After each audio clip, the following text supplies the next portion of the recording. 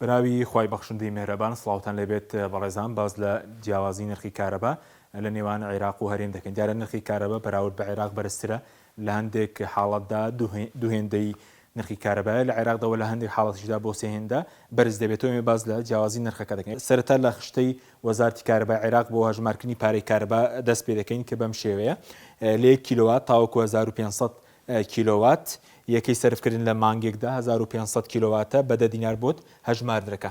لە 1501 تاوەکو 3000 کیلۆوات یەکەی سەرفکردن هەر 1500 بە 35 دینار بۆ هەژمار دەکەواتە تۆ ئەگەر ماڵێک بی لە عێراق 3000 کیلۆواتت لە مانگێک بەکاری نابێت 1500 کیلۆوات یەکەمت بەدە دینار بۆ هەژمار دەکە 1500 کیلۆواتی دووەمیشت بە 35 دینار بۆ هەژمار دەکە. بەم شێوە پارەی کارەباکەت بۆ حساب دەکرێت. لە 3001 کیلۆوات تاوەکو 4000 باشتا دینار بۆ هەژمار دەکە.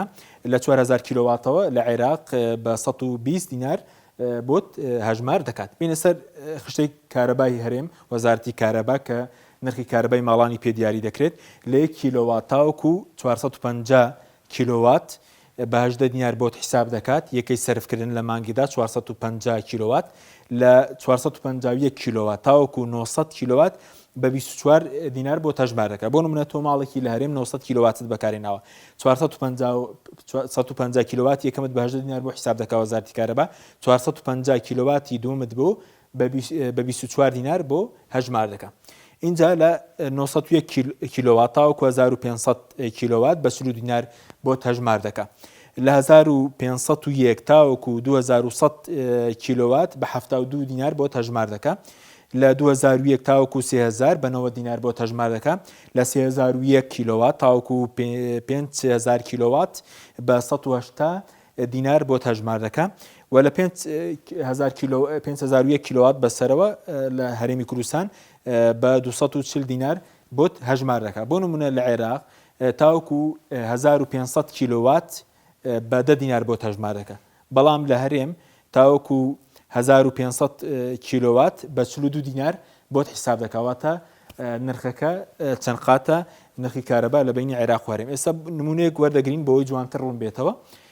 بۆ نمونە نرخی کارەبا ماڵێک 1200 کیلۆواتی بەکارهێناوە لە عێراق دەبێ 12000 بدا بە وەزارەتی کارەبا. بەڵام لە هەرێم هەمان ماڵ کە 1200 کیلۆواتی بەکارهێناوە دەبێ 31500 دینار بدات بە وەزارەتی کارەبا. واتە دەبینی ڕێژەکە 2 ئەوەندە و نیوە تقریبان 2 ئەوەندە و نیوی عێراقە ڕێژەکە.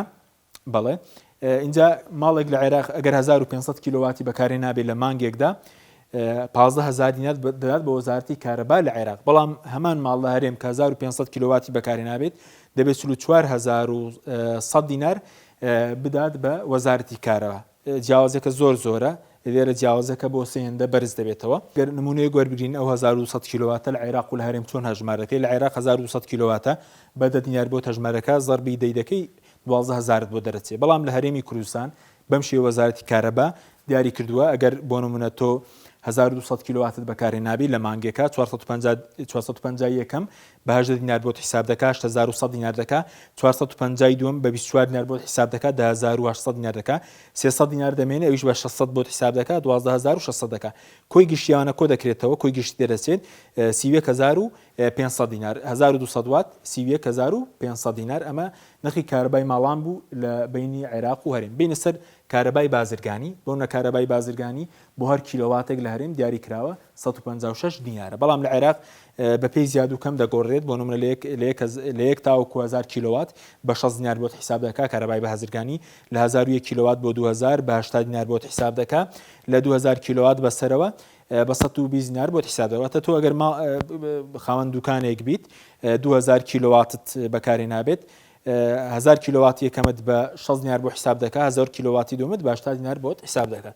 بە نمونەیەک جیاوازی نرخی کارەبای بازرگانی ڕوون دەکەینەوە بۆی ڕوونتر بێ.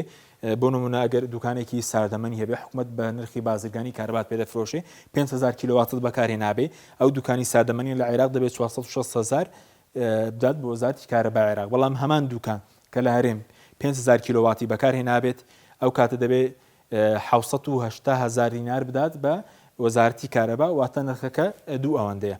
بەڵێ بچینە سەر سیستەمی پریپیت دیارە بەس لە هەرێم ئەم سیستەمە پەیڕەو دەکرێت لە عێراق بۆ کۆمەڵگەکانی نیشتەجێ منش بە نرخی حکومی بەڵام لە هەرێم تازە سیستەمەکە چۆتە بواری جێبەجێکردنەوە بۆ کیلۆواتێک 156 دینارە واتە هەمان نرخی کارەبای بازرگانیەکە ئێستا بۆ بەشێک لە کۆمەڵگەکانی نیشتەجێبوون شوقەکان لە هەولێر لە سلێمانی دهۆک چۆتە بواری جێبەجێکردنەوە ئەگەر بەم سیستەمە هەژمارکردن ئەوەی پێشوەختەش کارتی پریپیدێکە بکڕی هەر کاتێک کارتەکەت بڕاک وحدەی کارتەکەت بڕا دەوێت بچیت کارتەکە بکریتەوە ئەگەر ناو کاتەک بێکارەبا دەبی بۆ من ئەگەر هەژمار بکەین ئەگەر ماڵێک 3000 کیلۆوات بەکاربێنێ لە هەرێم لە مانگێکە لەبەرەوەی کارەباکە 24 ساعتە ئەو کاتە دەبێت بڕی 468 دینار بە حکومەت دات واتە لەمە دووە ئەوانەی کە لە سیتیەکانن هەرچەندە کارەبەکان بۆتە 24 کاتژمێر بەڵام بڕەپارەیەکی زۆریان بۆ دێتەوە لە کاتێکە بە پێی لێدوانی سەرۆکی لیژنەی سامانە توشتەکان بێ حکومەت و کارەبایی کە لە کەرتی تایبەت